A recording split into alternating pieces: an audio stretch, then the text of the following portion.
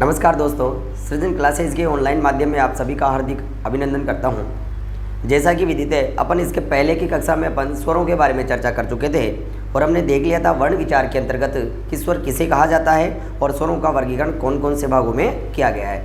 इन सभी पर अपन विस्तार से चर्चा कर चुके थे और अपन बात कर रहे थे कुल मूल वर्णों की। तो कुल मूल वर्णों की संख्या थी 44 और उन 44 में से अपन 11 जो स्वर थे उन पर विस्तार से चर्चा कर चुके थे। अब चर्चा करने वाले अपन किस पर? व्यंजन पर। देखो, व्यंजन पर चर्चा कर रहे हैं तो हम सबसे पहले चर्चा करेंगे व्यंजन शब्द की कि व्यंजन शब्द जो है इसका निर्माण जो हुआ है वह किसके योग से हुआ है? वी धन अंजन के योग से हुआ है। वी धन अंजन, वी धन अंजन के योग से किसका निर्माण हुआ है? व्यंजन का निर्माण हुआ है। तो इस प्रकार हम कह सकते हैं कि व्यंजन जो शब्द है उसमें कौन सी संधि है? यण संधि है। व्यंजन जो शब्द है उसमें कौन सी संधि है?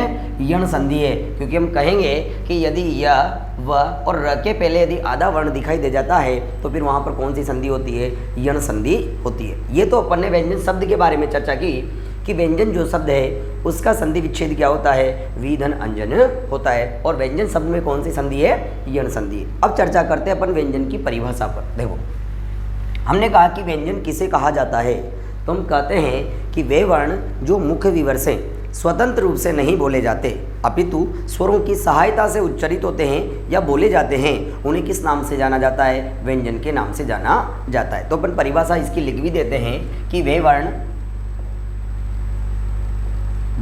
जो मुख्य विवर से, वे वर्ण जो मुख्य विवर से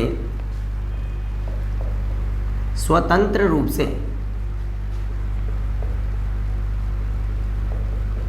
उच्चारित नहीं होते हैं,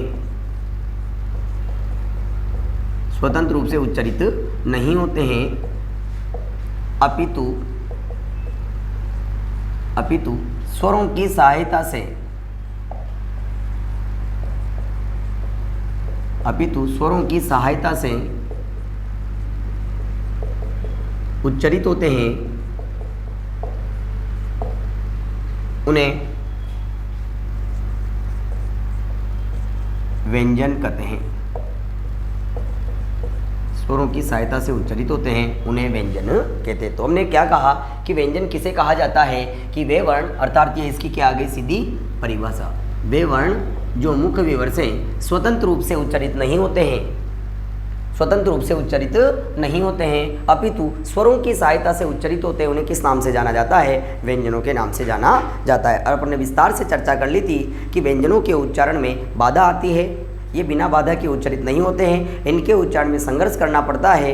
इस बारे में अपन ने पहले ही विस्तार से चर्चा कर ली थी। तो हमने कहा कि वे वर्ण जो मुख्य विवर से स्वतंत्र रूप से उच्चारित नहीं होते हैं अपितु स्वरों की सहायता से उच्चारित होते हैं, उन्हें किस नाम से जाना जाता है? व्यंजनों के नाम से जाना जाता है। ये तो अपन ने व्यंजनों की परिभाषा देखी दोस्तों। अब सीधा सीधा टाइम को खराब ना करते हुए सीधे व्यंजनों पर आते हैं कि जो व्यंजन हैं वो कौन कौन से होते हैं। एक बार मोटा मोटा सा वर्गीकरण अपन व्यंजनों के बारे में देखते हैं। तो देखिए दोस्तों, व्यंजन हमने कहा कि 5 प्रकार के वर्ग होते हैं। कितने प्रकार के वर्ग होते हैं? 5 प्रकार के वर्ग। देखो, सबसे पहले आता है क वर्ग, फिर आता है च वर्ग, फिर आता है ट वर्ग, फिर आता है त वर्ग और फिर आता है प वर्ग। क च ट त प। तो वर्ग कितने प्रकार के होते हैं? 5 प्रकार के वर्ग होते हैं। और प्रत्येक वर्ग में कितने वर्ण होते हैं? 5 वर्ण होते हैं। तो ये क वर्ग का पहला वर्ण है। अब क वर्ग का दूसरा वर्ण कौन सा आएगा? ये देखो, ये क वर्ग का दूसरा वर्ण ख, क वर्ग का तीसरा वर्ण ग, क वर्ग का चौथा वर्ण घ और क वर्ग का पांचवा वर्ण ङ। क ख ग घ ङ। तो क का पहला क है, क का दूसरा ख, क का तीसरा ग, क का चौथा घ और क का पांचवा ङ। तो प्रत्येक वर्ग में कितने वर्ण होते हैं? 5। देखो, इसी प्रकार च का दूसरा छ, तीसरा ज, चौथा झ और पांचवा य। ट का पहला ट, ट का दूसरा ठ, तीसरा ड, चौथा ढ, पांचवा ण। त का पहला त, दूसरा थ, तीसरा द, चौथा ध और पांचवा न। पहला प, दूसरा फ, तीसरा ब, चौथा भ और पांचवा म। इस प्रकार हमने कहा कि 5 वर्ग होते हैं, क वर्ग, च वर्ग, ट वर्ग, त वर्ग और प वर्ग, और प्रत्येक वर्ग में कितने वर्ण होते हैं? 5-5 वर्ण होते हैं। इस प्रकार हमने कहा कि क से लेकर म तक के व्यंजनों को स्पर्श व्यंजन तो कहते ही हैं, लेकिन वर्गों के रूप में होने के कारण इन्हें स्पर्श व्यंजनों के नाम से भी जाना जाता है। तो हमने कहा कि 5 वर्गों के सभी वर्ण स्पर्श व्यंजन कहलाते हैं, इन्हें वर्गीय व्यंजनों के नाम से भी जाना जाता है। और वर्गीय व्यंजनों की संख्या कितनी होती है? 25 होती है। वर्गीय व्यंजनों की संख्या कितनी होती है? 25 होती है। देखो अब आगे चर्चा करते हैं अंतस्थ व्यंजन कौन कौन से होते हैं? य, र, ल और व। और उष्म व्यंजन होते हैं स, स और ह। ये कौन से व्यंजन होते हैं? उष्म व्यंजन होते हैं। अब देखो थोड़ी सी जानकारी अपन किस पे लेते हैं? उच्चारण स्थान पर, क्योंकि जब अपन ने स्वरों को पढ़ा था तो अपन ने उच्चारण स्थान देखे थे कि कंठ अपना उच्चारण स्थान होता है, नासिका अपनी उच्चारण स्थान होती है, ओष्ठ अपने उच्चारण स्थान होते हैं, मूर्धा अपने उच्चारण स्थान होते हैं, दांत अपने उच्चारण स्थान होते हैं और तालु अपना उच्चारण स्थान होता है। इन सभी से अलग अलग स्वर और व्यंजन बोले जाते हैं। इन पर विस्तार से अपन ने पहले ही चर्चा कर ली है। तो देखो हमने क्या कहा है कि क वर्ग जो है इसका उच्चारण स्थान क्या माना गया है? कंठ माना गया है। क वर्ग का उच्चारण स्थान क्या है? कंठ। तो कंठ से क्या क्या बोले जाते हैं? क, ख, ग, घ, ङ। च वर्ग जो है इसका उच्चारण स्थान क्या माना गया है? तालु माना गया है। तो तालु से क्या क्या बोले जाते हैं? च, छ, ज, ज, ञ। ट वर्ग का उच्चारण स्थान क्या माना गया है? मूर्धा माना गया है। तो मूर्धा से क्या क्या बोले जाते हैं? ट, ठ, ड, ढ, ण। त वर्ग का उच्चारण स्थान क्या माना गया है? दांत, दंता। और दांतों से क्या क्या बोले जाते हैं? त, थ, द, ध, न। और प वर्ग का उच्चारण स्थान क्या माना गया है? ओष्ठ अर्थात होठ। तो ओष्ठ से क्या क्या बोले जाते हैं? प, फ, ब, भ, म। इस प्रकार हमने कहा कि क वर्ग का उच्चारण स्थान कंठ होता है, च वर्ग का उच्चारण स्थान तालु होता है, ट वर्ग का उच्चारण स्थान मूर्धा होता है, त वर्ग का उच्चारण स्थान दंत होते हैं और प वर्ग का उच्चारण स्थान क्या होता है? ओष्ठ होते हैं। और इनके द्वारा इन वर्णों को या इन वर्ण ध्वनियों को बोला जाता है। तो हमने कहा कि क वर्ग का उच्चारण स्थान कंठ से, और कंठ से क्या क्या बोला जाता है? क, ख, ग, घ, ङ। च वर्ग का उच्चारण स्थान क्या है? तालु। और तालु से क्या क्या बोला जाता है? च, छ, ज, ज, ञ। ट वर्ग का उच्चारण स्थान क्या है? मूर्धा। और मूर्धा से क्या क्या बोला जाता है? ट, ठ, ड, ढ, ण।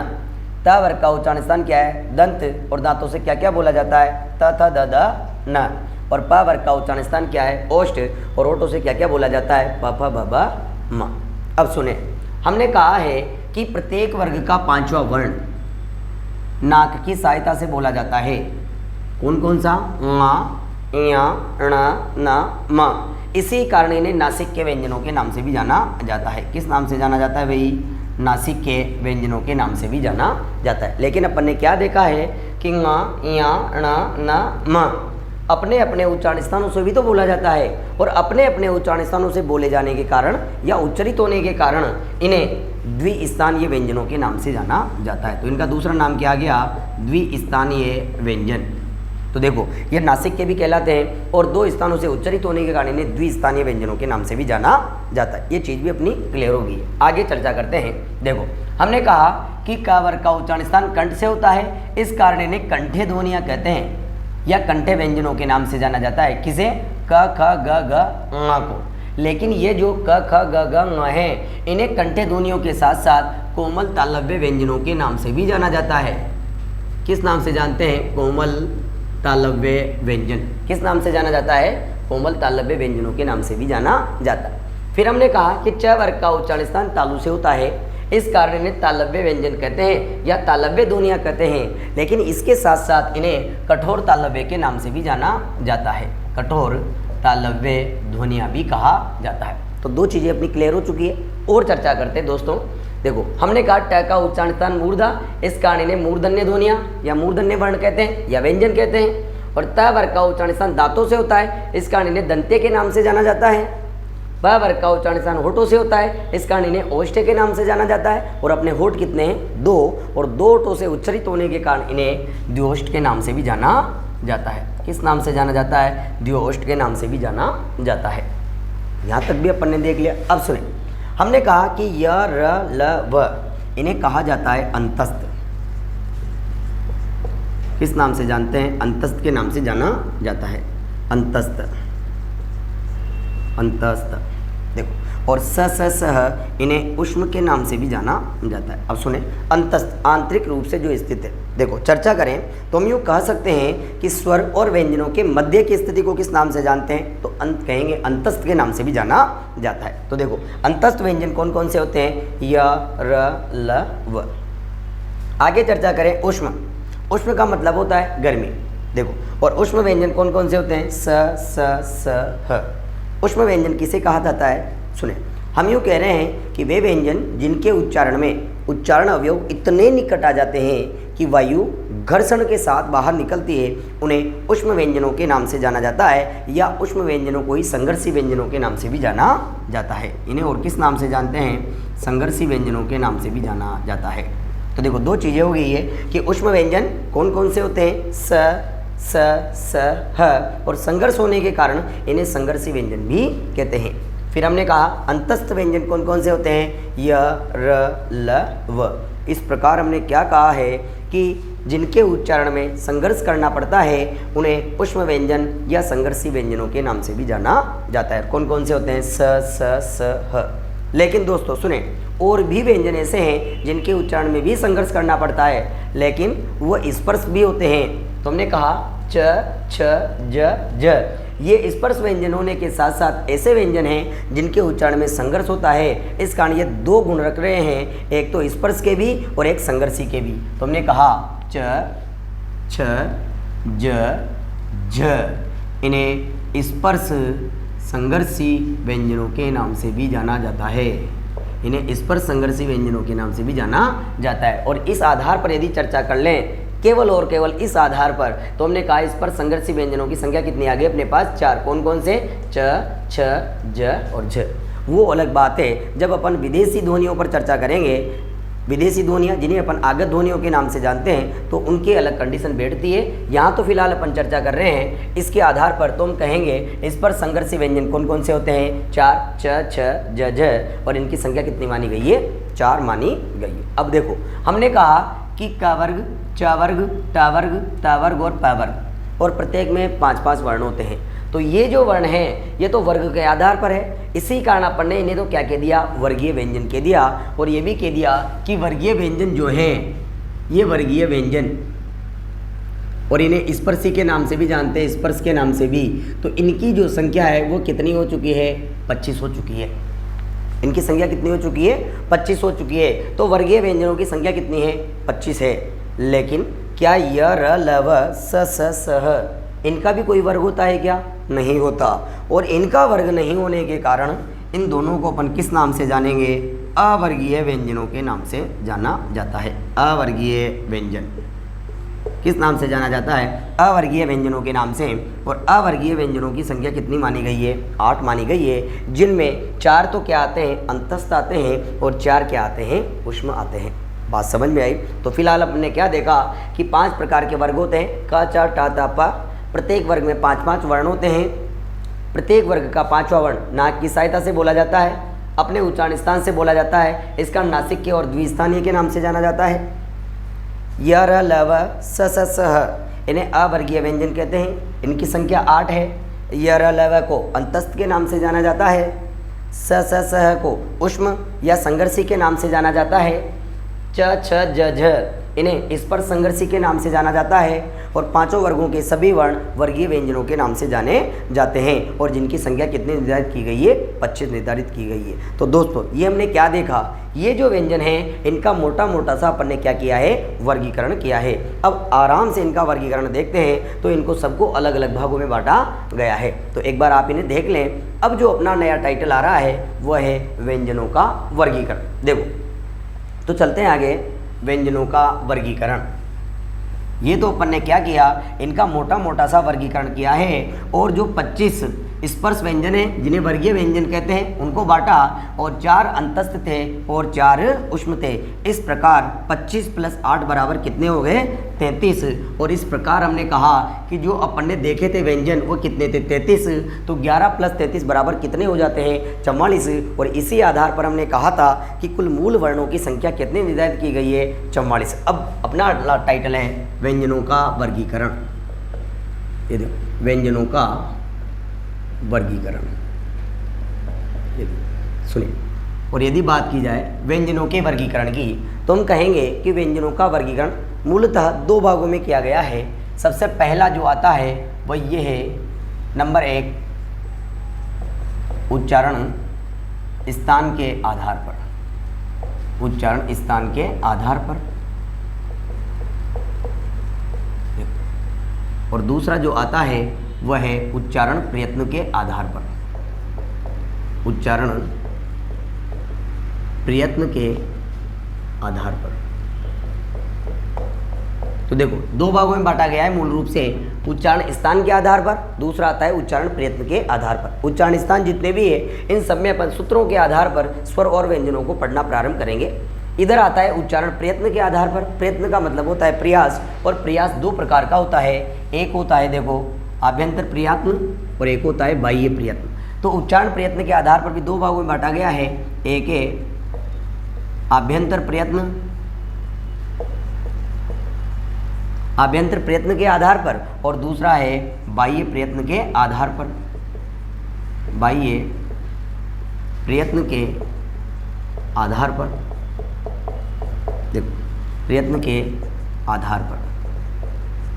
तो 2 भागों में बांटा, आभ्यंतर प्रयत्न के आधार पर और बाह्य प्रयत्न के आधार पर। आभ्यंतर प्रयत्न के आधार पर अपन पढ़ेंगे स्पर्शी व्यंजन, संघर्षी व्यंजन, स्पर्श संघर्षी व्यंजन, अर्धस्वर, पार्श्विक व्यंजन, लुंठित व्यंजन, उत्क्षिप्त व्यंजन और नासिक के व्यंजन। ये सब पढ़ेंगे अपन पार्ट नंबर 1 आभ्यंतर प्रयत्न में।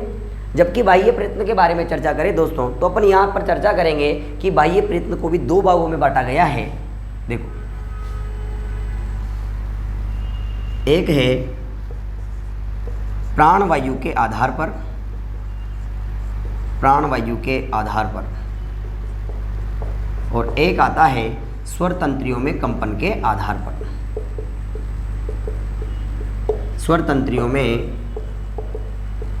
कंपन के आधार पर, कंपन के आधार पर। देखो 2 भागों में, प्राणवायु के आधार पर और दूसरा है स्वर तंत्रियों में कंपन के आधार पर। प्राणवायु की बात करें तो प्राणवायु के 2 रूप देखने को मिलते हैं अपन को। एक तो होता है कम और एक होता है ज़्यादा।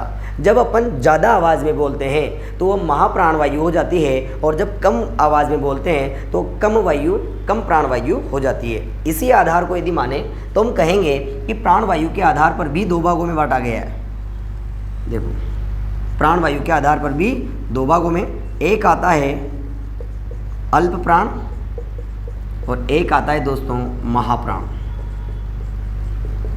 देखो एक आता है अल्प प्राण और एक आता है महाप्राण। अल्प का मतलब कम और महा का मतलब ज़्यादा। हमने क्या कहा है दोस्तों कि वे वर्ण जिनके उच्चारण में कम प्राणवायु की आवश्यकता होती है अल्प प्राण कहलाते हैं, और वे वर्ण जिनके उच्चारण में अधिक प्राणवायु की आवश्यकता होती है वह महाप्राण वर्ण कहलाते हैं। फिर आता है नंबर 2 स्वर तंत्रियों में कंपन के आधार पर। स्वर तंत्रियों में कंपन की बात करें तो इसके आधार पर भी दोस्तों 2 भागों में बांटा गया है। देखो एक आता है अघोष, एक क्या आता है अघोष, और दूसरा क्या आता है सघोष। और इस सघोष को ही किस नाम से जानते हैं? घोष के नाम से भी जाना जाता है। देखो धन घोष, और घोष का मतलब होता है कंपन या नाद। घोष का मतलब क्या होता है? कंपन या नाद। तो हमने क्या कहा है कि वे वर्ण जिनके उच्चारण में स्वर तंत्रियों में कंपन नहीं होता है वो अघोष कहलाते हैं, और जिनके उच्चारण के साथ में कंपन होता है उन्हें किस नाम से जाना जाता है? सघोष के नाम से जाना जाता है। तो बात समझ में आई होगी। हमने क्या किया कि व्यंजनों का वर्गीकरण मूलतः 2 भागों में किया है, उच्चारण स्थान के आधार पर और दूसरा उच्चारण प्रयत्न के आधार पर। फिर उच्चारण प्रयत्न को 2 भागों में बांटा, आभ्यंतर प्रयत्न और बाह्य प्रयत्न, और फिर बाह्य प्रयत्न को भी 2 भागों में बांटा, प्राणवायु के आधार पर और स्वर तंत्रियों में कंपन के आधार पर। प्राण वायु को भी दो भागों में बांटा, अल्प प्राण और महाप्राण। जब रात के 12 बजे बाद रजाई में बैठकर चुपके से बातें करते हैं तो अल्प प्राण का उदाहरण है, और जब सामने वाला रिचार्ज नहीं करवा पाता है तो उसके ऊपर जब अपन बरस जाते हैं तेज आवाज़ में तो महाप्राण का उदाहरण है। और जब अपन बात करें स्वर तंत्रियों की तो स्वर तंत्रियों के आधार पर दो भाग, अघोष और सघोष। ये अपन ने क्या देखा, व्यंजनों का वर्गीकरण। अब अपन पढ़ना प्रारंभ करेंगे नंबर 1 उच्चारण स्थान के आधार पर व्यंजनों के वर्गीकरण से, जहाँ पर अपन सूत्रों को देखेंगे और अपन साथ के साथ सूत्रों के साथ साथ स्वर और व्यंजनों के भी आधार स्तंभ को देखेंगे। तो चलते हैं अपन आगे। सबसे पहला टाइटल जो आ रहा है अपना दोस्तों वो क्या है, उच्चारण स्थान के आधार पर व्यंजनों का वर्गीकरण। नंबर 1 पार्ट लगा लें आप। नंबर 1 है उच्चारण स्थान के आधार पर व्यंजनों का वर्गीकरण। देखो नंबर 1 पार्ट है अपना उच्चारण स्थान के आधार पर व्यंजनों का वर्गीकरण। ये नंबर 1 उच्चारण स्थान के आधार पर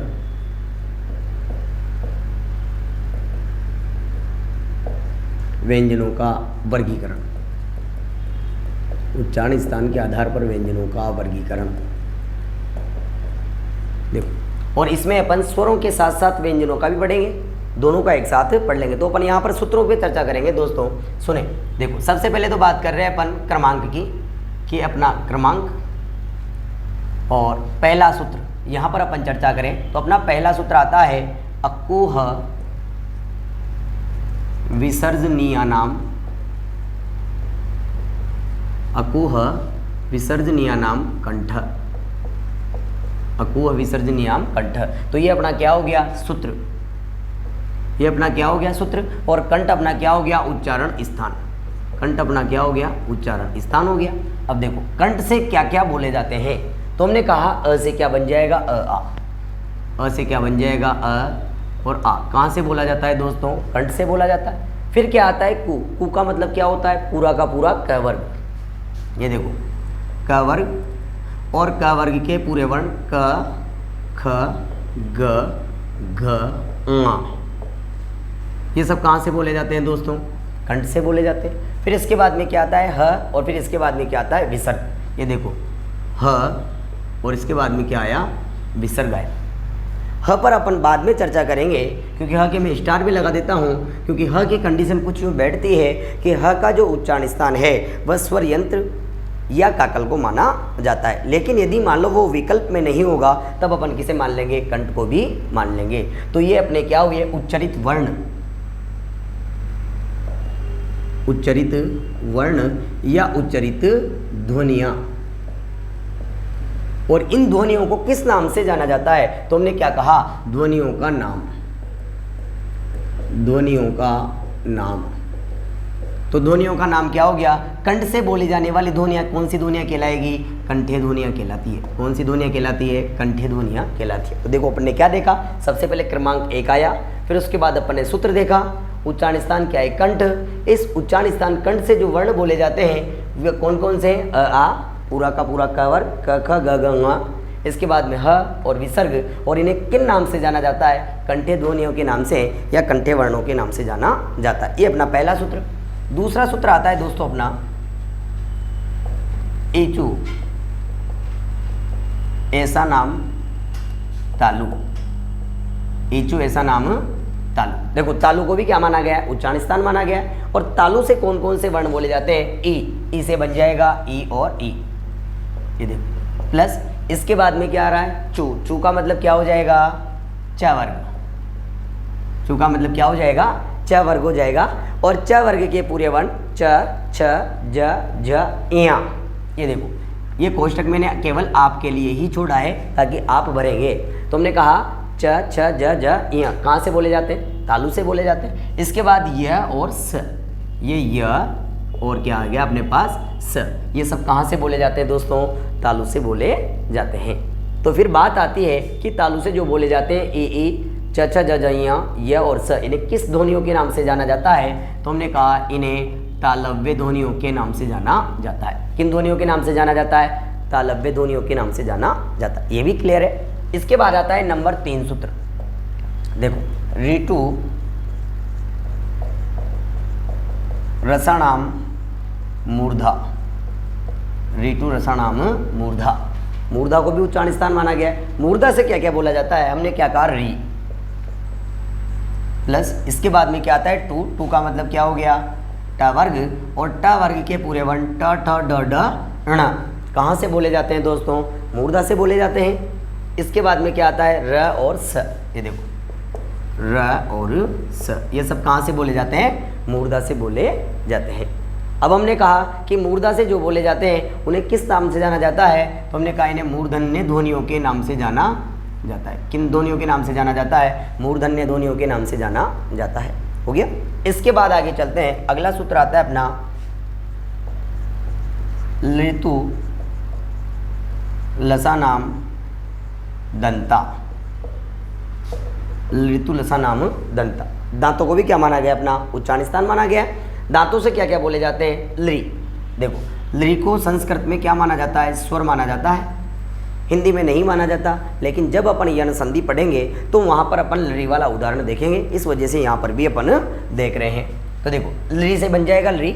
इसके बाद में आता है तू। तू का मतलब क्या हो जाता है, त वर्ग, और त वर्ग की चर्चा करें तो पूरे के पूरे त थ द द न कहाँ से बोले जाते हैं, दांतों से। इसके बाद में क्या रहता है, ल और स, ये देखो ल और इसके बाद में स कहाँ से बोले जाते हैं, दांतों से बोले जाते हैं। लेकिन इन वर्णों को किस नाम से जाना जाता है, तो हम कह सकते हैं इन्हें दंते वर्णों के नाम से जाना जाता है, या इन्हें दंते ध्वनियों के नाम से जाना जाता है, दंते। आई बात समझ। चलो आगे चलते हैं। इसके बाद अगला सूत्र आता है, देखो उपपद्य मानियानाम, मानियानाम ओष्ठ। उपपद्य मानियानाम ओष्ठ, ये देखो ओष्ठ, और ओष्ठ को भी क्या माना गया है, उच्चारण स्थान माना गया। अब ओष्ठ से क्या क्या बोले जाते हैं, ऊ से बन जाएगा ऊ और ऊ, ये देखो। इसके बाद क्या आया अपना पू, और पू का अर्थ क्या हो जाएगा यहाँ पर, प वर्ग, और प वर्ग के पूरे वर्ण प प ब ब म, ये सब कहाँ से बोले जाते हैं, ओष्ठ से बोले जाते हैं। अपन पढ़ रहे हैं हिंदी, इस वजह से अर्ध विसर्ग जो वर्ण है उन पर अपन यहाँ चर्चा नहीं करने वाले हैं, क्योंकि वो सारे के सारे कहाँ पर चलते हैं, संस्कृत पे चलते हैं। लेकिन अपन हिंदी पढ़ रहे हैं तो केवल हिंदी से संबंधित चीज़ों पर अपन चर्चा करेंगे। और ये जो वर्ण है उ और प फ ब ब म, इन्हें किस नाम से जाना जाता है, तो हमने कहा इन्हें ओष्ठ्य ध्वनियों के नाम से या ओष्ठ्य वर्णों के नाम से भी जाना जाता है। यहाँ तक भी कोई डाउट नहीं है। अब आगे चलते हैं दोस्तों। देखो नंबर 6, अगला सूत्र आता है अपने पास वकारस्य, वकारस्य दंतोष्ठ, वकारस्य दंतोष्ठ। देखो ध्यान देने वाली बात है, दंत धन ओष्ठ दो से मिलकर के बोला जाता है, लेकिन यहाँ बात करें कि दंत धन ओष्ठ के योग से शब्द का निर्माण हुआ है। लेकिन दंतोष्ठ जो शब्द है ये वृद्धि संधि का अपवाद माना जाता है। क्यों? क्योंकि यहाँ पर वृद्धि रूप न बनकर कौन सा रूप बन रहा है, गुण रूप बन रहा है। जब अपन संधि पर चर्चा करेंगे तो विस्तार से चर्चा यहाँ पर करने वाले हैं। तो दांत प्लस ओष्ठ ये दोनों मिलकर किसका उच्चारण करते हैं, व का उच्चारण करते हैं। और ये जो ध्वनि है इसे किस नाम से जाना जाता है, तो हमने कहा दंतोष्ठ्य ध्वनि के नाम से जाना जाता है। किस नाम से जाना जाता है, दंतोष्ठ्य ध्वनि के नाम से जाना जाता है। इसके बाद में अगला सूत्र आता है, देखो एदैतो कंठ तालु, एदैतो कंठ तालु, कंठ और तालु। ये देखो दोस्तों कंठ और तालु दो अलग अलग उच्चारण स्थान मिलेंगे, और फिर इनसे जो उच्चारण होगा वो क्या होगा, ए और ऐ का, ए और ऐ, ए और ऐ। ये कौन सी ध्वनियाँ कहलाती है, तो कंठ तालव्य ध्वनियाँ कहलाती है। कौन सी ध्वनियाँ कहलाएगी, कंठ तालव्य। कौन सी ध्वनियाँ कहलाती है, कंठ तालव्य ध्वनियाँ कहलाती है। अब देखो ये भी हो गया। फिर आता है नंबर 8, ओदोतो कंठोष्ठ, ओ दौतो कंठोष्ठ। ये देखो ओदोतो कंठोष्ठ, कंठ और ओष्ठ ये दोनों मिलेंगे, फिर जिनका उच्चारण होगा वो क्या कहलाएगा, ओ और औ। ये ओ और ये औ। ये ओ और औ कौन सी ध्वनियाँ कहलाती है, तो इन्हें कंठोष्ठ ध्वनियों के नाम से जाना जाता है, कंठोष्ठ ध्वनियाँ। देखो ये भी हो गया। अब देखो दोस्तों ये तो अपन ने क्या की, मोटी मोटी चर्चा की है कि उच्चारण स्थान कितने होते हैं, 8 होते हैं। और मोटे मोटे जो अपन संस्कृत के हिसाब से देखते हैं उन सब पर अपन ने विस्तार से चर्चा कर लिया। लेकिन इसके अलावा भी कुछ और उच्चारण स्थान है, उन पर भी अपन चर्चा कर लेते हैं। तो हमने कहा अगला उच्चारण स्थान जो देख रहे हैं वह है स्वर यंत्र, स्वर यंत्र। इस स्वर यंत्र को अपन काकल के नाम से भी जानते हैं। किस नाम से जाना जाता है? काकल के नाम से भी जाना जाता है। बहुत सी जगह मिलता है, लेकिन अपन बात कर रहे हैं केवल स्वर यंत्र। ये नहीं मिले तो आपको मिल जाएगा क्या? काकल। देखो, लेकिन विशेष रूप से तो अपन यही बात कर रहे हैं, ये भी नहीं मिलेगा तो अलिजिह्वा मिल सकता है। और इससे जो उच्चरित होते हैं वो कौन कौन से होते हैं? देखो, ह। अब देखो, आपके दिमाग में आ रहा होगा यहाँ भी लिखा वहाँ भी लिखा, तो ध्यान रखेंगे, प्राथमिकता जो देंगे, ह का उच्चारण स्थान क्या है? स्वर यंत्र या काकल। यदि ये विकल्प में नहीं होगा तो फिर अपन क्या लगा देंगे? कंठ को लगा देंगे। बात समझ में आई? लेकिन इस ध्वनि को किस नाम से जानते हैं? तो हमने कहा अलिजिह्वा या काकल्य ध्वनि के नाम से जाना जाता है। अलिजिह्वा या काकल्य, अलिजिह्वा या काकल्य ध्वनि। और इसे देखो कंठे ध्वनि के नाम से भी जाना जाता है, ये भी ध्यान रखना है। तो इसके 3 नाम प्रचलन में आ जाते हैं, अलिजिह्वा ध्वनि या काकल्य ध्वनि या कंठे ध्वनि के नाम से भी जाना जाता है। अब इसके बाद और चर्चा कर लें यदि लास्ट, तो वह चर्चा ये है कि नासिका।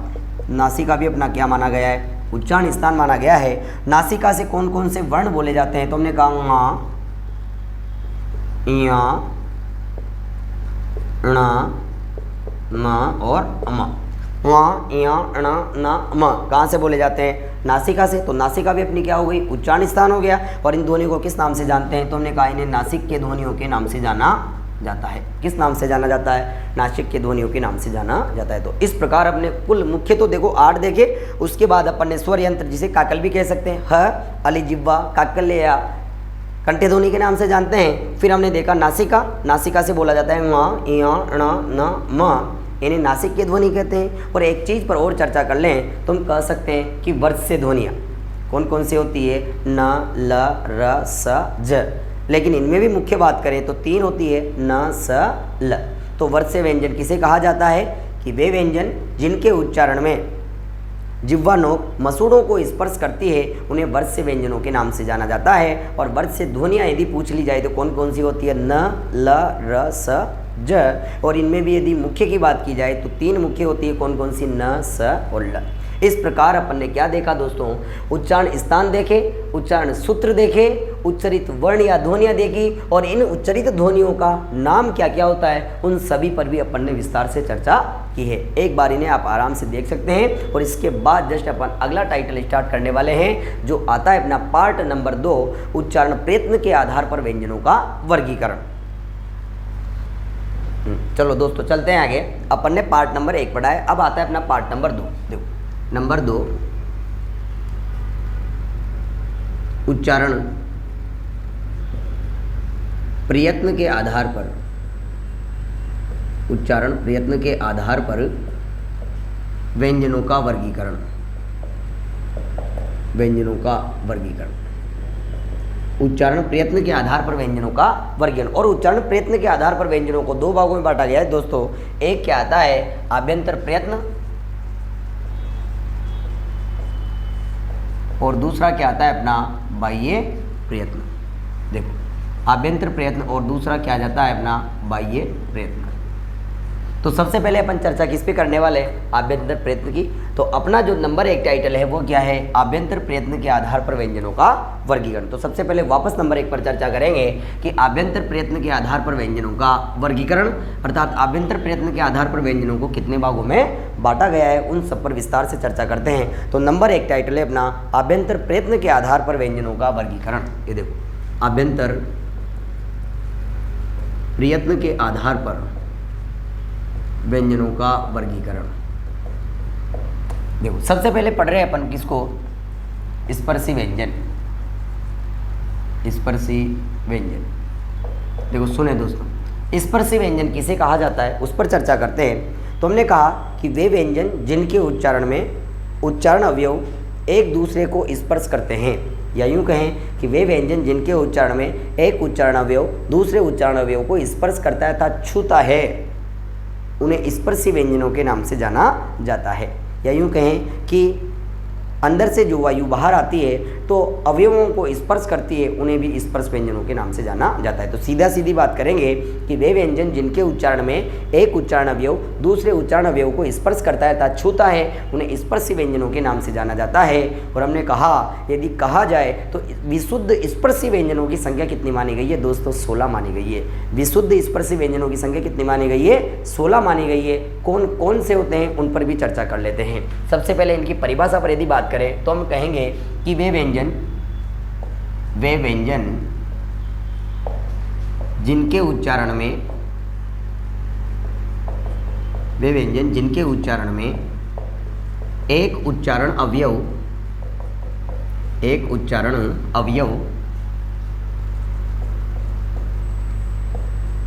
दूसरे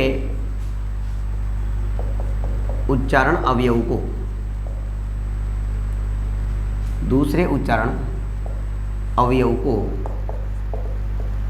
स्पर्श करता है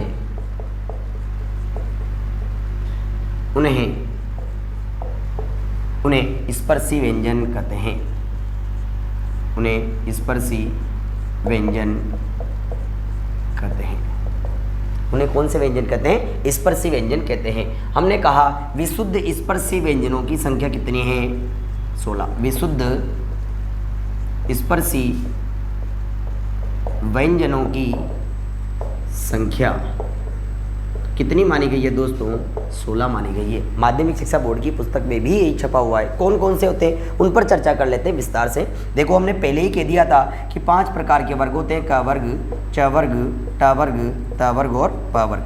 5 प्रकार के वर्ग और प्रत्येक वर्ग में कितने वर्ण होते हैं? 5। तो देखो क प्रत्येक वर्ग में 5, तो ख, ग, घ और ये ङ, च, छ, ज, झ और ञ, ट, ठ, ड, ढ और न, त, थ, द, ध और न, प, फ, ब, भ और म। अब देखो हमने आपसे पहले क्या कहा था कि प्रत्येक वर्ग का 5वां वर्ण जो है वह नाक की सहायता से बोला जाता है, लेकिन ये स्पर्श व्यंजनों की श्रेणी में भी तो आ रहा है, तो ये स्पर्शी भी है और नाक की सहायता से बोला जा रहा है, तो नासिक के भी है, तो इसके संबंध कितने के साथ है? 2 के साथ संबंध है।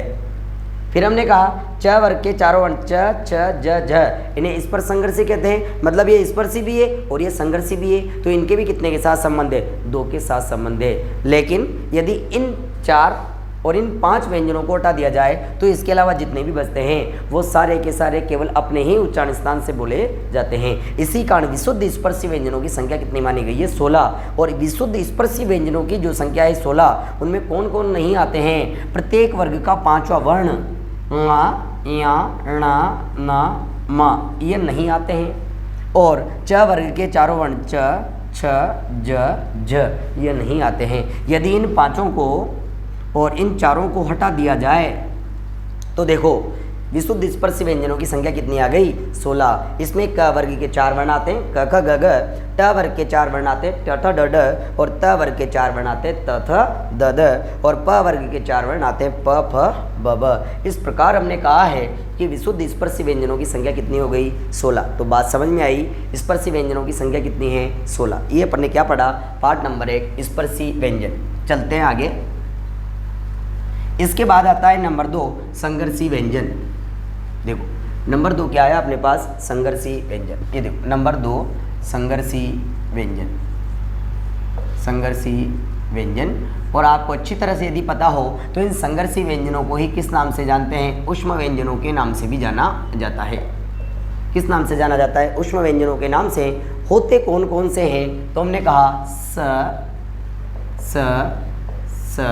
ह ये क्या कहलाते हैं? संघर्षी व्यंजन कहलाते हैं या इन्हें ऊष्म व्यंजन कहते हैं। बाकी इनके अलावा यदि अपन और बात कर लें तो अरबी पारसी के जो वर्ण हैं जिन्हें कहते हैं ख, ज, फ वो भी संघर्षी व्यंजनों की श्रेणी में ही आते हैं, क्योंकि उनके उच्चारण में भी संघर्ष करना पड़ता है, उनके उच्चारण में भी घर्षण होता है। उन पर अपन चर्चा करेंगे बाद में, लेकिन मुख्य रूप से जब बात करते हैं तो संघर्षी व्यंजन कौन कौन से होते हैं? स, स, स। कहा किसे जाता है? हमने कहा कि वे व्यंजन जिनके उच्चारण में उच्चारण अवयव इतने निकट आ जाते हैं कि वायु को घर्षण के साथ बाहर निकलना पड़ता है वो क्या कहलाते हैं, संघर्षी व्यंजन कहलाते हैं। तो आपको ही पता है जब दो चीज़ें पास आ जाती है और उनके बीच से यदि कोई गुजरता है तो फिर वहाँ क्या पैदा हो जाती है, गर्मी या घर्षण पैदा हो जाता है, क्योंकि उन दोनों के बीच क्या पैदा होती है, रगड़ पैदा होती है। इस पर चर्चा कर लेते हैं अपन, इसकी परिभाषा क्या कहते हैं। हमने कहा कि वे व्यंजन जिनके उच्चारण में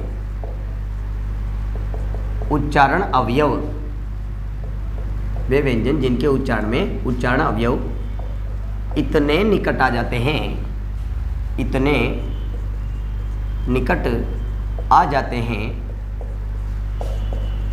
कि वायु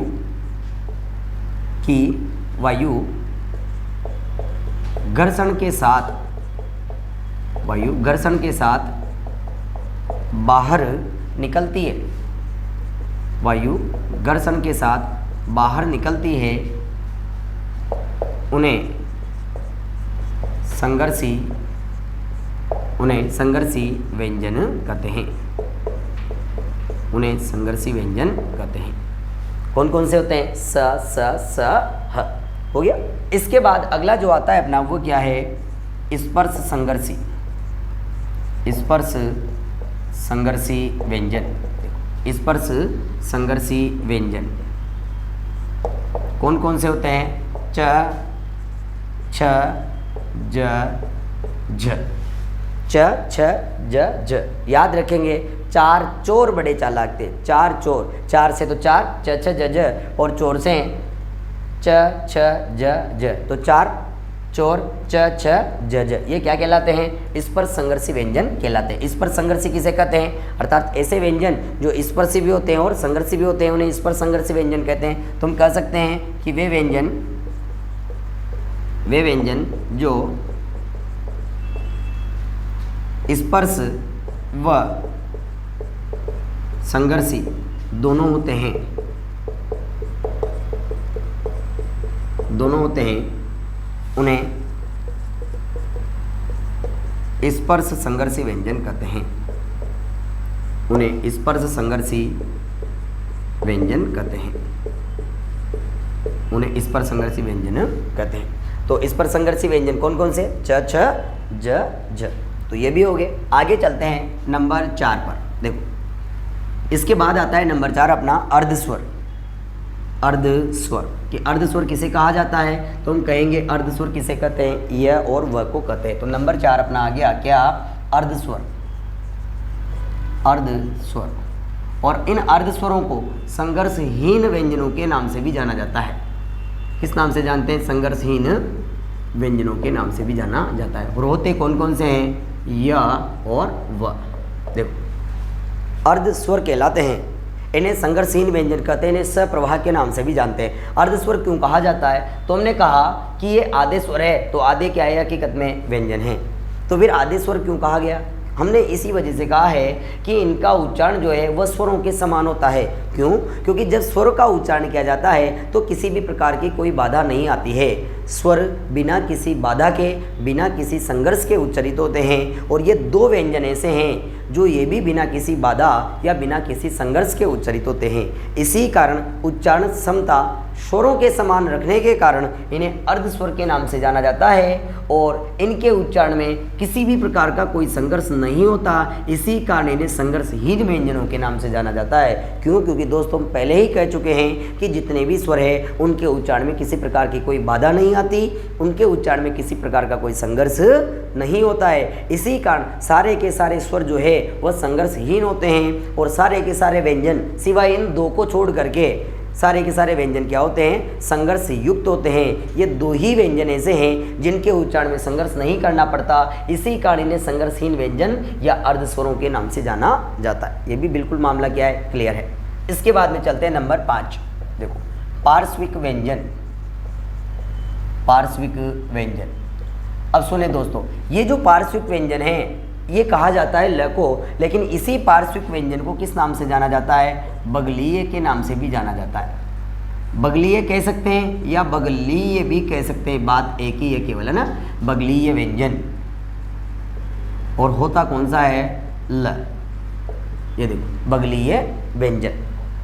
देखो पार्श्विक, पार्श्विक जो शब्द है वो बना है पार्श्व धन इक के योग से, पार्श्व धन इक के योग से, अर्थात जो पार्श्व से संबंधित है, जो पार्श्व की विशेषता बताता है। और पार्श्व का अर्थ क्या होता है, बगल, अर्थात जो बगलों से या साइडों से या तरफों से संबंधित है वो क्या कहलाया, पार्श्विक।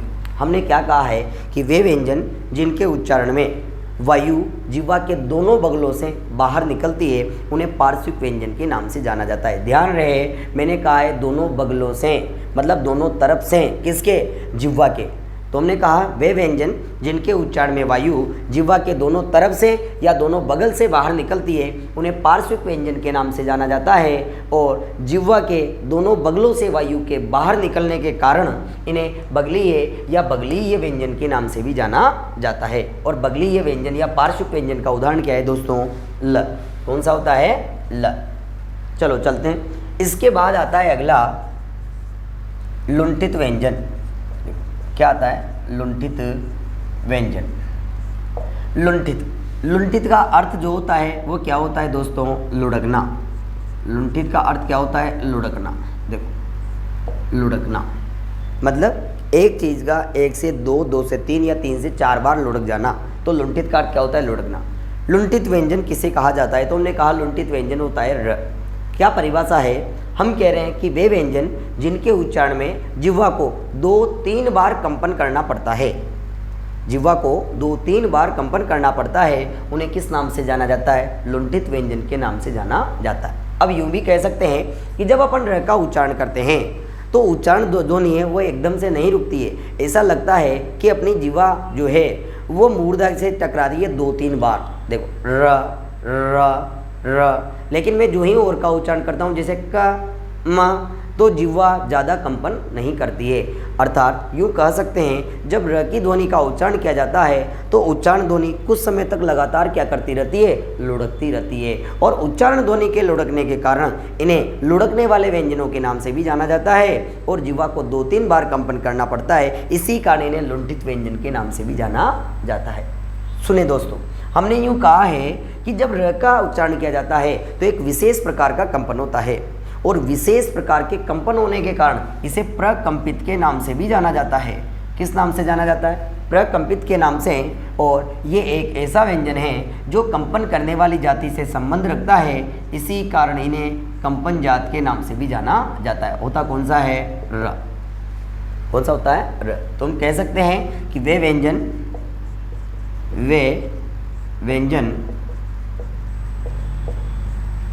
जिसके उच्चारण में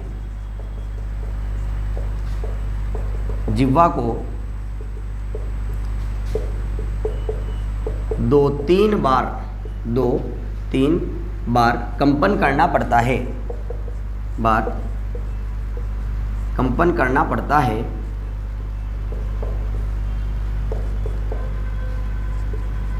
उन्हें या उसे लुंठित व्यंजन कहते हैं। लुंठित व्यंजन कहते हैं। ये अपना कौन सा व्यंजन हो गया, लुंठित व्यंजन हो गया। लुंठित को लुढ़कने वाले व्यंजन, प्रकंपित व्यंजन या कंपन जात के नाम से भी जाना जाता है। तो ये भी देख लिया। आगे चलते हैं दोस्तों। इसके बाद जो आता है वह है, देखो अब उत्क्षिप्त व्यंजन। इसके बाद कौन सा आ रहा है, उत्क्षिप्त व्यंजन। देखो हमने क्या कहा, उत्क्षिप्त व्यंजन नंबर 7, उत्क्षिप्त व्यंजन। उत्क्षिप्त व्यंजन, उत्क्षिप्त ऐसा लग रहा है उठा के फेंका जा रहा है। हमने क्या कहा कि वे व्यंजन जिनके उच्चारण में जिह्वा ऊपर की ओर तो जाती है लेकिन झटके से नीचे की ओर आती है, उन्हें उत्क्षिप्त व्यंजन के नाम से जाना जाता है। और इनके उच्चारण में ऐसा लगता है कि इन्हें उठा के फेंका जा रहा है, इसी कारण इन्हें फेंके हुए व्यंजनों के नाम से भी जाना जाता है। फेंके हुए व्यंजन, ऐसा महसूस होता है कि इन्हें उठा के फेंका जा रहा है, इसी कारण इन्हें फेंके हुए व्यंजन के नाम से भी जाना जाता है। देखो हमने कहा इन्हें ताड़न जात के नाम से भी जाना जाता है। ताड़न जात मतलब ताड़ा हुआ।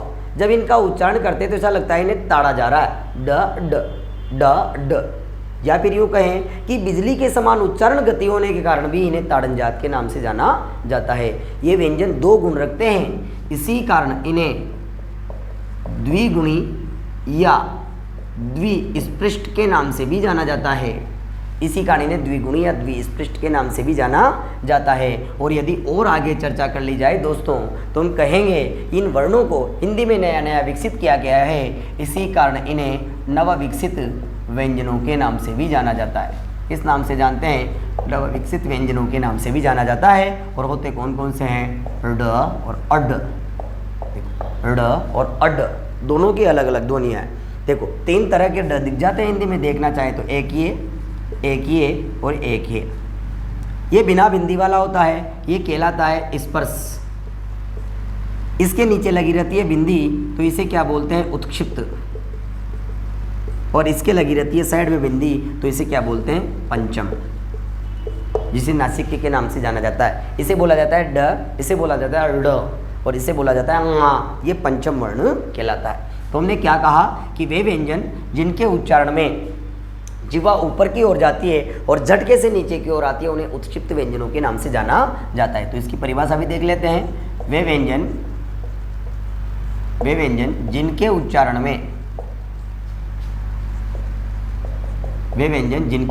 में जिह्वा ऊपर की ओर, वे व्यंजन जिनके उच्चारण में जिह्वा ऊपर की ओर जाती है और झटके से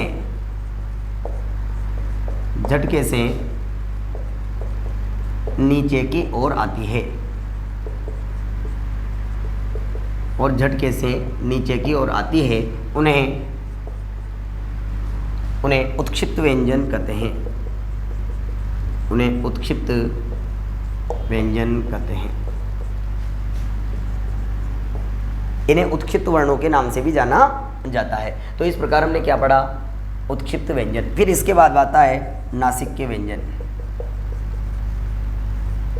नासिक के व्यंजन, देखो इन नासिक को अपन अनुनासिक के नाम से भी जान लेते हैं। देखो सुने, नासिक के व्यंजन किसे कहा जाता है? कि वे व्यंजन जिनका उच्चारण नाक की सहायता से किया जाता है या नाक की सहायता से होता है उन्हें नासिक के व्यंजनों के नाम से जाना जाता है। और हम कह सकते हैं कि प्रत्येक वर्ग का जो 5वां वर्ण है ङ, ञ, ण, न, म, ये किस नाम से जाना जाता है? नासिक के नाम से जाना जाता है। तो हमने कहा देखो वे व्यंजन होते कौन कौन से हैं? देखो य, ञ, ण, न, म। हमने क्या कहा कि वे व्यंजन जिनका उच्चारण नाक की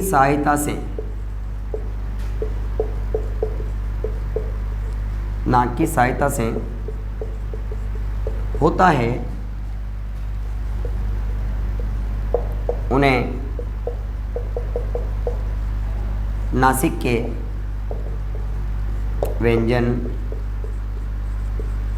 कहते हैं। और नासिक के व्यंजन कौन सा होता है? प्रत्येक वर्ग का 5वां ङ, ञ, ण, न, म, इन्हें किस नाम से जाना जाता है दोस्तों? नासिक के व्यंजनों के नाम से जाना जाता है। इस प्रकार अपन ने आभ्यंतर प्रयत्न के आधार पर व्यंजनों का वर्गीकरण देखा। और अपन ने कितने व्यंजन देखे? यहाँ पर 8 व्यंजन देखे नासिक के व्यंजन। यहाँ तक कोई डाउट नहीं है? चलो इससे संबंधित कुछ चीज़ें हैं उस पर भी अपन चर्चा कर लेते हैं, उन्हें भी ध्यान से देखना है अपन को। देखो तो हम क्या कह रहे हैं कि नासिका के आधार पर यदि बात करें तो नासिका के आधार पर ध्वनियाँ 3 प्रकार की होती है। देखो नासिका के आधार पर ध्वनियाँ कितनी प्रकार की होती है? 3 प्रकार की। उन सब पर भी चर्चा कर लेते हैं साथ के साथ ही। देखो नासिका के आधार पर ध्वनियों के कितने भेद माने गए? अपन 3 भेद माने गए हैं। ध्वनियों के भेद किसके आधार पर? नासिका के आधार पर। तो हमने कहा 3 प्रकार की ध्वनियाँ। सबसे पहले आती है नासिक की ध्वनियाँ, उसके बाद आती है अनुनासिक ध्वनियाँ और फिर उसके बाद आती है अनुनासिक ध्वनियाँ। नासिक की ध्वनियाँ, अनुनासिक ध्वनियाँ और अननुनासिक ध्वनियाँ। नासिके का मतलब सीधा किससे लिया गया है? नाक से लिया गया है। अनुधन नासिक, अनु का मतलब होता है पीछे और नासिक का मतलब होता है नाक। जिनके उच्चारण के पीछे क्या लगी होती है, नाक लगी होती है, अनुनासिक ध्वनियाँ कहलाती है।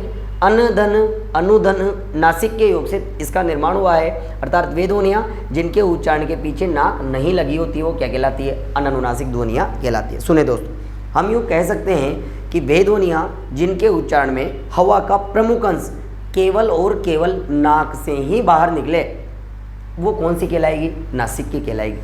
हमने क्या कहा, वे ध्वनियाँ जिनके उच्चारण में हवा का प्रमुख अंश केवल और केवल मुख से ही बाहर निकले वो क्या कहलाएगी, अननुनासिक ध्वनियाँ कहलाएगी। लेकिन हम यूँ कहें कि वे ध्वनियाँ जिनके उच्चारण में हवा का प्रमुख अंश नाक प्लस मुख दोनों से बाहर निकले वो कौन सी ध्वनियाँ कहलाएगी, अनुनासिक ध्वनियाँ कहलाएगी। बात समझ में आई होगी। यदि केवल नाक ही बजेगा तो नासिक के ध्वनियाँ हैं, यदि केवल मुंह ही बजेगा तो अननुनासिक ध्वनियाँ हैं, और यदि दोनों एक साथ बज जाते हैं तो फिर वो कौन सी ध्वनियाँ कहलाएगी, अनुनासिक ध्वनियाँ कहलाएगी। बात समझ में आई।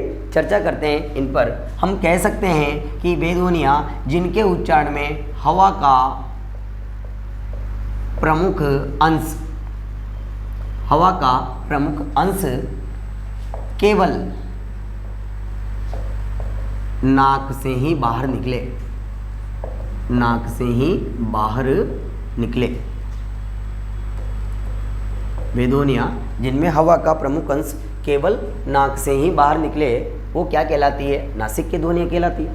अब हम यूँ कह सकते हैं कि वे ध्वनियाँ जिनके उच्चारण में हवा का प्रमुख अंश केवल, देखो केवल मुख से ही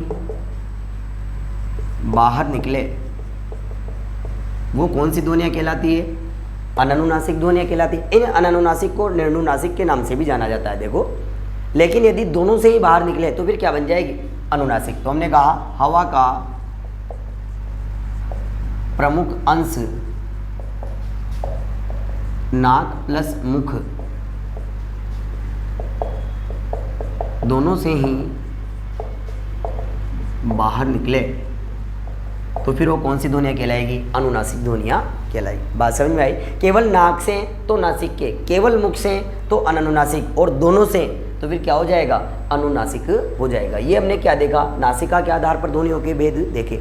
अब देखो एक चीज़ आ गई कि जब नाक प्लस मुख दोनों ही काम आ जाएंगे तो फिर वो कौन सी कहलाएगी, अनुनासिक कहलाएगी। तो फिर एक चीज़ आती है दोस्तों कि एक तो होता है अनुस्वार और एक होता है अनुनासिक। अनुस्वार का मतलब होता है गुलाब जामुन और अनुनासिक का मतलब होता है प्लेट में गुलाब जामुन।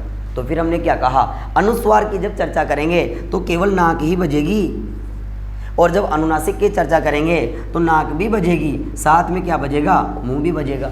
तो हमने क्या कहा है फिर कि अनुस्वार तत्सम है और अनुस्वार का जो तद्भव है वो क्या होता है, अनुनासिक होता है। तो इसी पर देख लेते हैं कि अनुस्वार और अनुनासिक में क्या अंतर होता है। इस पर भी अपन चर्चा कर लेते हैं कि अनुस्वार और अनुनासिक में क्या अंतर होता है। तो देखो अगला टाइटल जो अपना है वो है अनुस्वार और अनुनासिक में अंतर। सुने दोस्तों कि अनुस्वार तो कहाँ पर लगता है और अनुनासिक कहाँ पर लगता है। तो हम दो चीज़ों पर चर्चा कर सकते हैं दोस्तों। एक तो है अपने पास अनुनासिक और एक है अपने पास अननुनासिक। अनुनासिक व अननुनासिक, या यूँ कहें निर्नुनासिक में अंतर, कि इन दोनों में क्या अंतर है। देखो अनुनासिक जो शब्द है वो तो दो शब्दों से मिलकर बना है, ये अनुधन नासिक से, अनुधन नासिक से। और हमने कहा नासिक का अर्थ क्या होता है, नाक। नासिक का अर्थ क्या होता है, नाक, और अनु का अर्थ क्या होता है, पीछे। तो हमने कहा जिनके उच्चारण के पीछे नाक लगी होती है वो क्या कहलाते हैं, अनुनासिक कहलाते हैं। जिनके उच्चारण के पीछे नाक लगी होती है वो क्या कहलाते हैं, अनुनासिक। और अननुनासिक या निर्नुनासिक दो शब्दों से तीन शब्दों से मिलकर बने, अन धन अनु धन नासिक। यहाँ भी कंडीशन ऐसे ही बैठती है, या निर धन अनु धन नासिक। नासिक का अर्थ होता है नाक, अनु का अर्थ होता है पीछे, और निर का अर्थ होता है नहीं। यहाँ भी नासिक का अर्थ होता है नाक, अनुकार्त होता है पीछे और अनकार्त होता है नहीं। तो देखो बात तो एक ही है कि जिनके उच्चारण के पीछे नाक नहीं होती है उन्हें अननुनासिक या निर्नुनासिक के नाम से जाना जाता है। तो अननुनासिक बोले या निर्नुनासिक बोले एक ही बात है। और जिनके उच्चारण के पीछे नाक लगी होती है उन्हें किस नाम से जानते हैं? अनुनासिक के नाम से जाना जाता है। तो अपन अंतर किस में कर रहे हैं? जिनके उच्चारण के पीछे नाक होती है और जिनके उच्चारण के पीछे नाक नहीं होती है, उन दोनों में क्या अंतर होता है। लेकिन अपन चर्चा कर लें यदि दोस्तों, तो हम यूँ कह सकते हैं कि अनुनासिकता को भी अपन दो भागों में बांट सकते हैं। और इसके जो दो भाग हैं, एक तो आता है अनुस्वार, ये देखो ये क्या है? अनुस्वार, जिसे अपन कह सकते हैं गुलाब जामुन। और एक आता है अपना चंद्र बिंदु, इसे कह सकते हैं प्लेट में गुलाब जामुन। इसे तो अपन किस नाम से जानते हैं? अनुस्वार के नाम से जानते हैं। और इसे किस नाम से जानते हैं? चंद्र बिंदु के नाम से जानते हैं।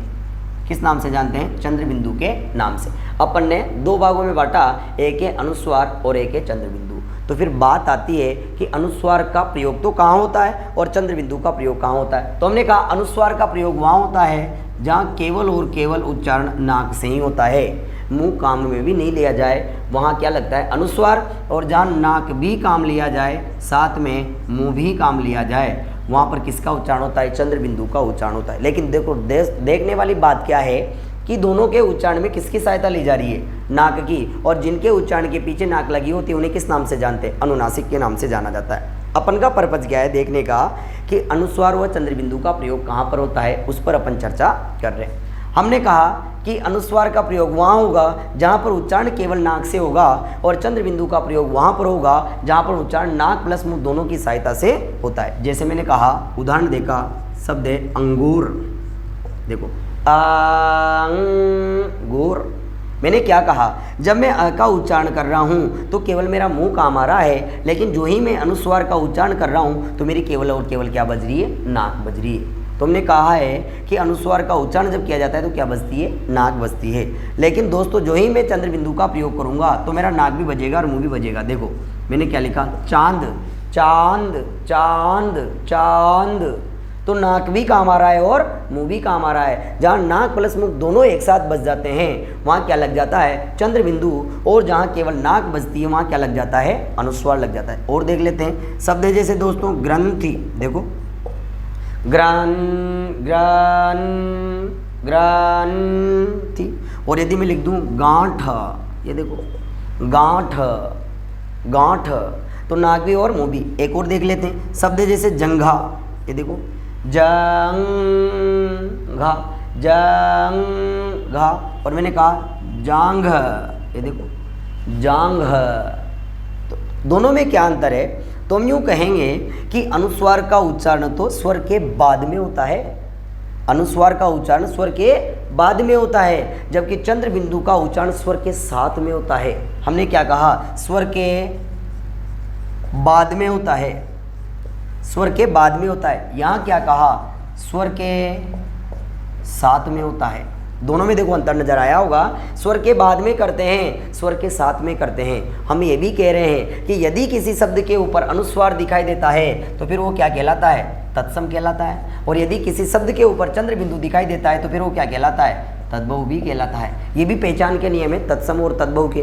तो हमने कहा है कि अनुस्वार का जब उच्चारण करेंगे तो नाक बजेगी और चंद्र बिंदु का जब उच्चारण करेंगे तो नाक प्लस मुंह दोनों बजेंगे। लेकिन सोचने लायक जो बात है वो ये है कि दोनों के ही उच्चारण में किसकी सहायता ली जा रही है? नाक की। और जिनके उच्चारण के पीछे नाक होते हैं वो क्या कहलाते हैं? अनुनासिक कहलाते हैं। उदाहरण के रूप में यदि बात करें, मैं आपसे कहूँ कि ये अ और इसके ऊपर लगा दिया मैंने अनुस्वार, मैं कहूँ कि ये अनुनासिक का उदाहरण है अननुनासिक का, तो हम यूँ कह सकते हैं कि इसके उच्चारण में नाक की सहायता ली जा रही है, तो अनुनासिक। मैं कहूँ ये अ, तो हमने कहा कि इसके उच्चारण में भी नाक की सहायता ली जा रही है, तो ये भी क्या कहलाया? अनुनासिक।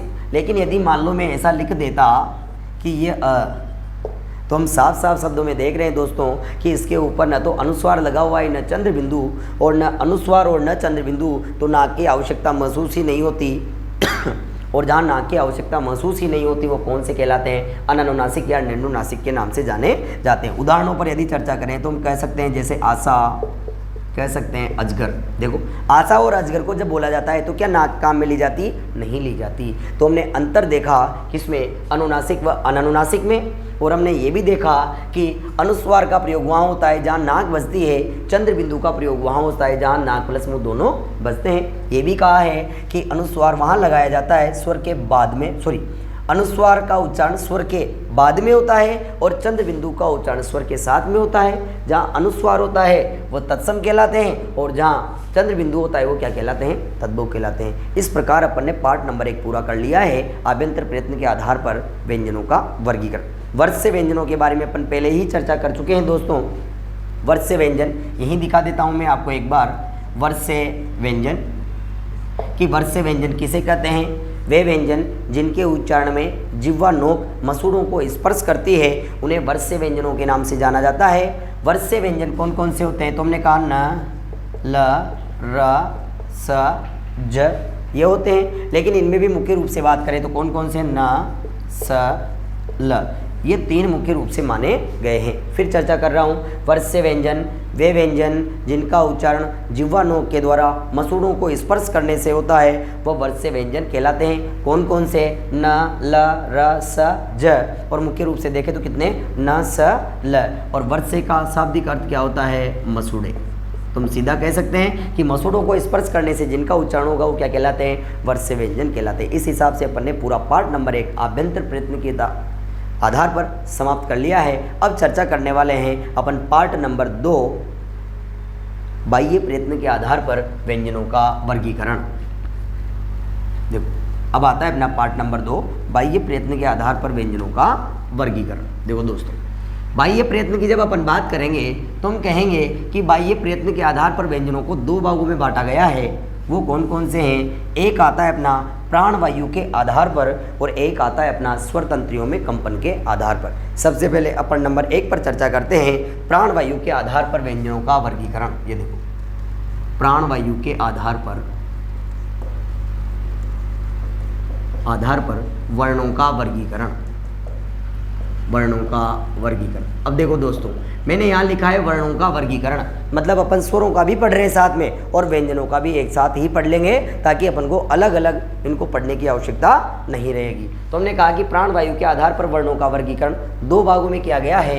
एक आता है अपना अल्प प्राण और एक आता है अपना महाप्राण। देखो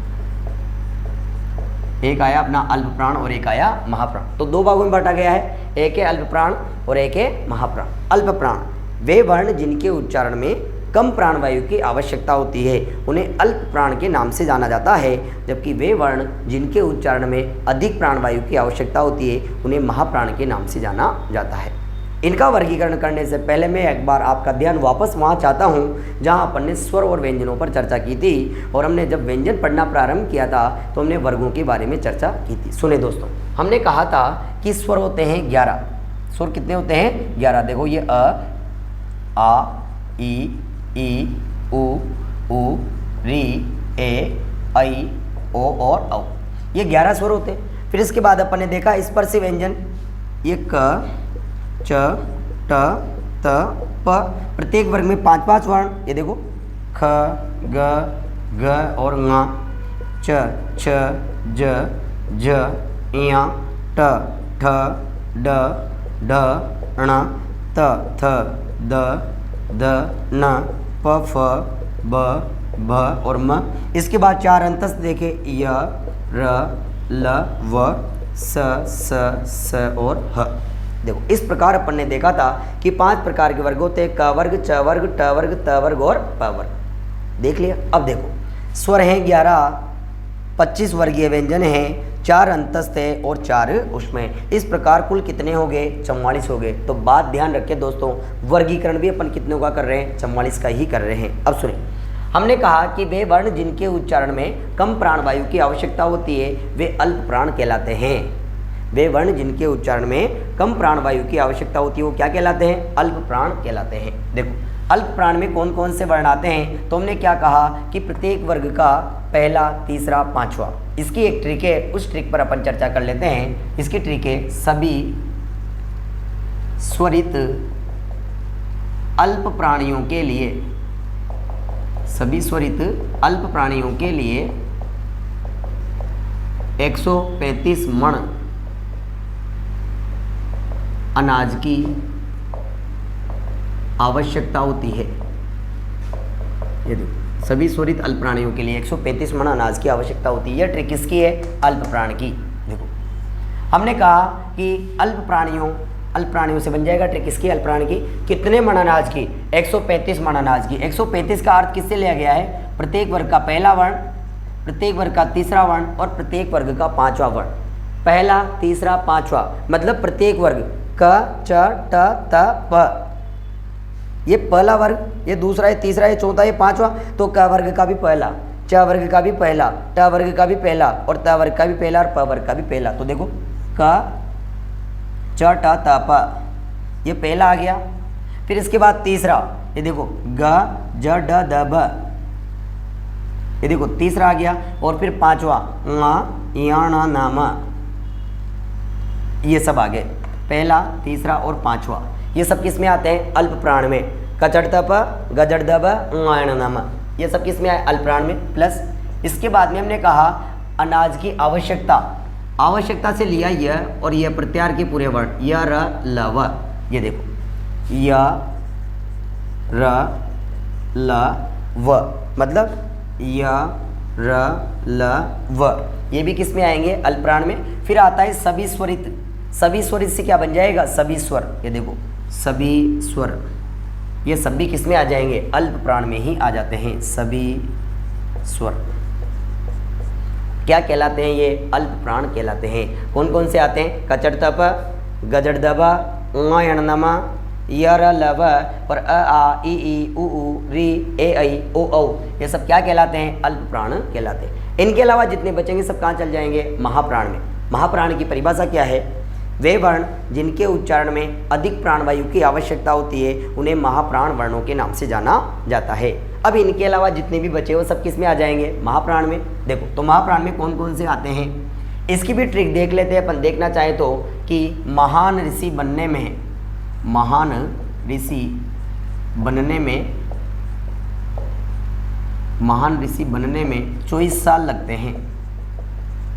महान ऋषि बनने में 24 साल लगते हैं। देखो महान से बन जाएगा ट्रिक किसकी है? महाप्राण की है। कितने साल लगते हैं? 24 साल। 24 का मतलब प्रत्येक वर्ग का दूसरा और चौथा वर्ण, मतलब खचड़ तप, ये देखो गजड़ दब, ये गोले वाले, ये दूसरा और ये चौथा, खचड़ तप, गजड़ दब। फिर लिया अपन ने साल। साल अपन ने जानबूझ के ऐसा लिखा है अशुद्ध, ये साल, और यहाँ से लेंगे अपन सप्रत्यार। सप्रत्यार के पूरे वर्ण स, स, सह, ये क्या कहलाते हैं? महाप्राण। तो देखो स, स और ह, ये क्या कहलाते हैं? महाप्राण वर्ण कहलाते हैं। बात समझ में आई? अब देखो यदि उसका प्रश्न आ जाए कि प्राणवायु के आधार पर वर्णों की संख्या कितनी है, तो वर्णों की पूछिए, मतलब स्वर और व्यंजन 44।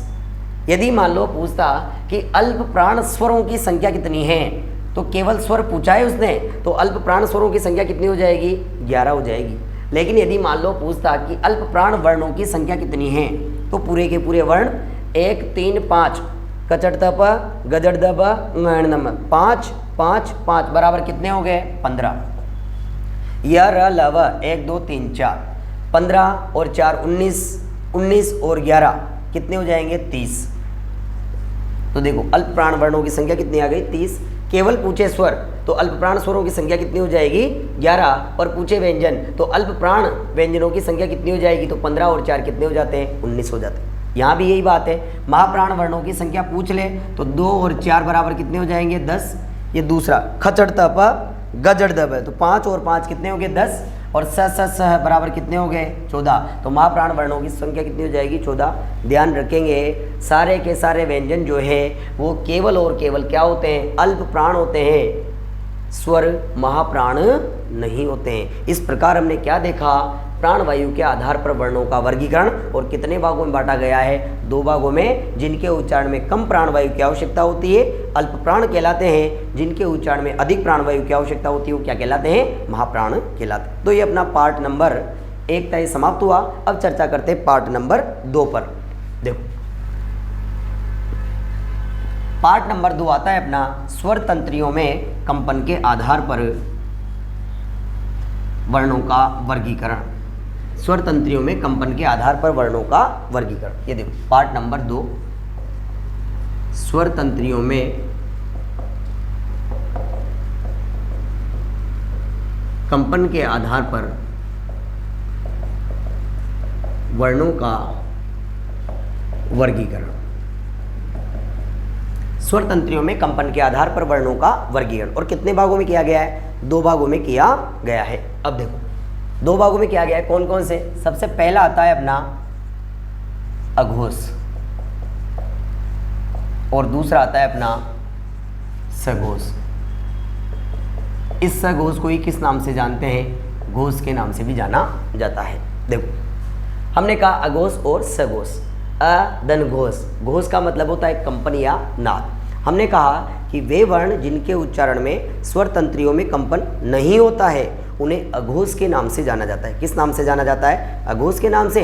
और वे वर्ण जिनके उच्चारण में स्वर तंत्रियों में कंपन होता है उन्हें किस नाम से जाना जाता है? सघोष के नाम से जाना जाता है। देखो अघोष और सघोष। अब सुने दोस्तों, अघोष की बात करेंगे तो इसकी एक ट्रिक आती है, उस पर भी अपन चर्चा कर लेते हैं। तो हमने कहा जैसे 12 साल का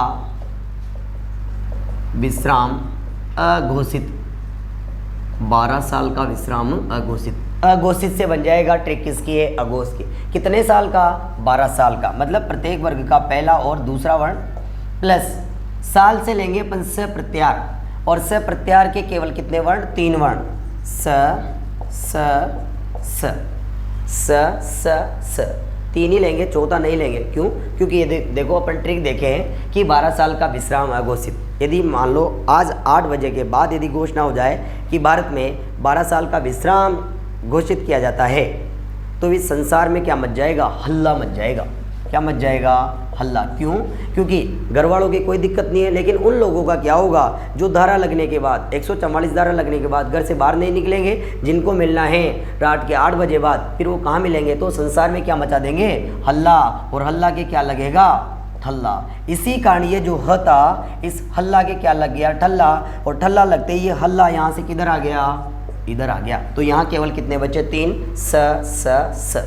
तो बात समझ में आएगी होगी कि यहाँ पर केवल कितने रह जाते हैं? 3 ही रह जाते हैं, क्योंकि हल्ला के क्या लग चुका है? ठल्ला। देखो तो हमने कहा कि अघोष में कौन कौन से वर्ण आते हैं? प्रत्येक वर्ग का पहला और दूसरा स स स। ये अघोष। सघोष में कौन कौन से आते हैं? कि वे वर्ण जिनके उच्चारण में स्वर तंत्रियों में कंपन होता है उन्हें सघोष के नाम से जाना जाता है। इसकी भी ट्रिक है, 345 यण हैं स्वर सहित घोषित। घोषित से बन जाएगा क्या है? ये सघोष। कितने यण? 345, प्रत्येक वर्ग का तीसरा, चौथा, पांचवा वर्ण। और य से लेंगे अपन यह प्रत्यार, और यह प्रत्यार के पूरे वर्ण य र ल व। ये देखो य र ल व। और ह इधर था तो इधर से ठल्ला लगने की वजह से इधर आ गया, तो य र ल व ह प्लस इसके बाद में क्या आता है? स्वर सहित, मतलब सभी स्वर। तो सभी स्वर भी किस में आ जाएंगे? सघोष में। अब देखो प्रश्न, वही स्वर तंत्रियों में कंपन के आधार पर वर्णों की संख्या 44 है। अघोष वर्णों की संख्या पूछ ले तो 1 2 बराबर कितने? 10। पहला और दूसरा कचड़ तप और कचड़ तप स स स बराबर कितने हो गए? 13। इधर चर्चा करें सघोष वर्णों की संख्या तो 3 4 5 बराबर 15। गजड़ दब ङ नम य र ल व 5, और सभी स्वर कितने होते हैं? 11। 15 और 5 20, 10 30 1 31। इस प्रकार हमने कहा सघोष वर्णों की संख्या कितनी है? 31। सघोष स्वरों की संख्या कितनी है? 11। और पूछ लिया जाए कि स्वर तंत्रियों में कंपन के आधार पर वर्णों की संख्या कितनी होती है तो हम क्या कहेंगे? 44 होती है। तो ये अपना कौन सा पार्ट नंबर 2 अपना क्या हो चुका है? समाप्त। इस प्रकार अपना जो वर्गीकरण था वो समाप्त हो गया है। अब चर्चा करते हैं अपन कौन से पर? छोटे छोटे वर्णों पर। जो सबसे पहले अपन बात करेंगे कौन से? संयुक्त व्यंजन पर।